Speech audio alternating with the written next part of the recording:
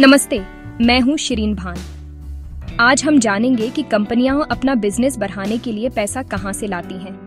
हर company को शुरुआत में कर्मचारियों की सैलरी, ऑफिस और मार्केटिंग के लिए बड़ी रकम चाहिए होती है, लेकिन हर कोई मुनाफा नहीं कमा रहा होता।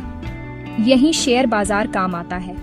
ये वह जगह है जहां कंपनियां आम लोगों से पैसा जुटाती हैं। जब कोई कंपनी पहली बार अपने शेयर जनता को बेचती है तो इसे इनिशियल पब्लिक ऑफरिंग या आईपीओ कहते हैं। इस दिन के बाद कंपनी पब्लिक लिमिटेड बन जाती है और आम निवेशक भी उसके हिस्सेदार हो जाते हैं। कल्पना कीजिए, कंपनी एक केक है। पैसे की जरूरत पड़ने पर वह केक के टुकड़े यानी शेयर बेचती है।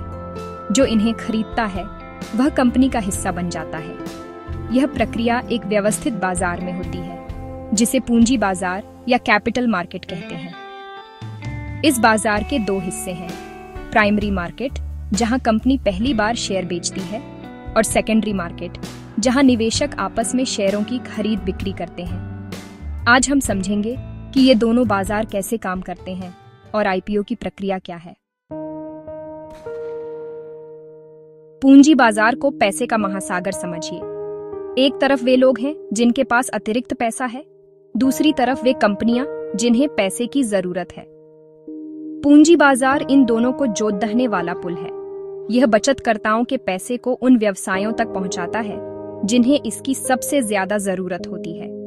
यहां से जुटाया गया पैसा आमतौर पर लंबी अवधि के लिए होता है, जिससे कंपनियां बड़े प्रोजेक्ट्स पूरे कर सकती हैं। शेयर जारी करना लोन लेने से अलग है। यहां कंपनी अपनी हिस्सेदारी बेचती है, जिससे उस पर ब्याज का बोझ नहीं पड़ता। प्राइमरी मार्केट में पहली बार शेयर या बॉन्ड जारी होते हैं, जबकि सेकेंडरी मार्केट में उन्हीं शेयरों की खरीद बिक्री होती है। अगर पूंजी बाजार न होता तो नई कंपनियों को पैसा जुटाना मुश्किल होता और आम लोगों को भी संपत्ति बनाने का मौका नहीं मिलता। यही सिस्टम देश की अर्थव्यवस्था को मजबूती देता है। अब बात करते हैं प्राइमरी मार्केट की। यही वह जगह है जहां शेयरों का जन्म होता है। जब कोई कंपनी पहली बार अपने शेयर बेचती है तो निवेशक का पैसा सीधे कंपनी के पास जाता है। यह पैसा कंपनी अपने विस्तार, कर्ज चुकाने या नई मशीनरी खरीदने में लगाती है।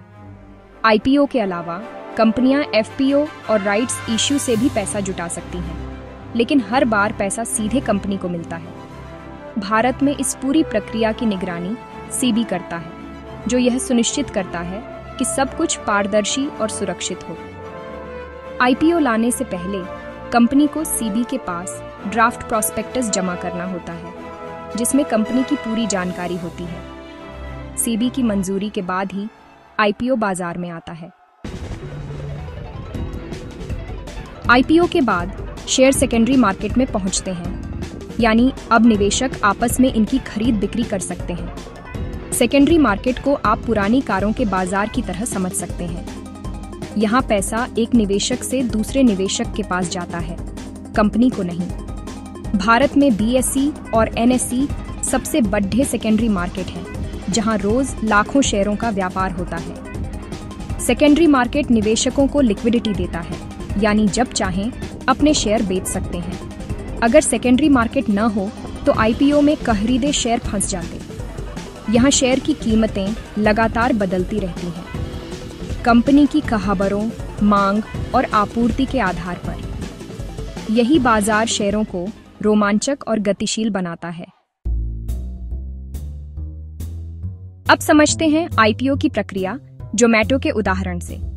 जोमैटो को बिजनेस बढ़ाने के लिए पैसे की जरूरत थी, इसलिए उसने आईपीओ लाने का फैसला किया। सबसे पहले कंपनी ने मर्चेंट बैंकरों की मदद से डीआरएचपी तैयार किया और सीबी के पास जमा किया। सीबी की मंजूरी के बाद जोमैटो ने आईपीओ के लिए प्राइस बैंड तय किया। निवेशक इसी दायरे में बोली लगा सकते थे। आईपीओ 3 दिन खुला रहा और उसे जरूरत से कई गुना ज्यादा आवेदन मिले। इसे ओवर सब्सक्रिप्शन कहते हैं। शेयरों का बंटवारा कंप्यूटराइज्ड लॉटरी से हुआ।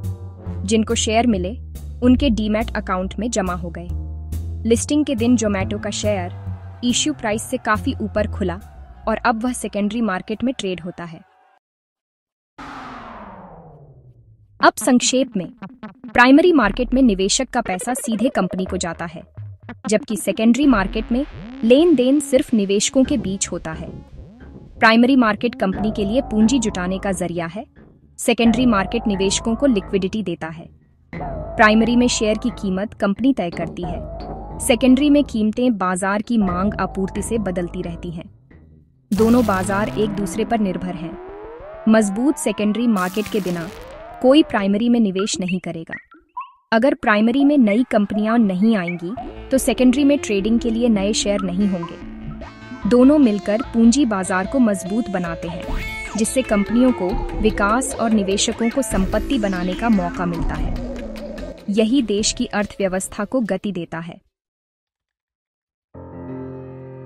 तो अब आपको समझ आ गया होगा कि आईपीओ और शेयर बाजार कैसे काम करते हैं।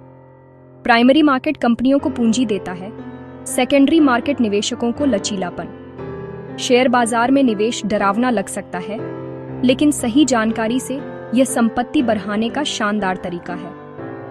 आज आपने जो सीखा वह निवेश की यात्रा का पहला कदम है। सीखते रहिए, सवाल पूछते रहिए और कभी भी बिना समझे निवेश न करें। छोटी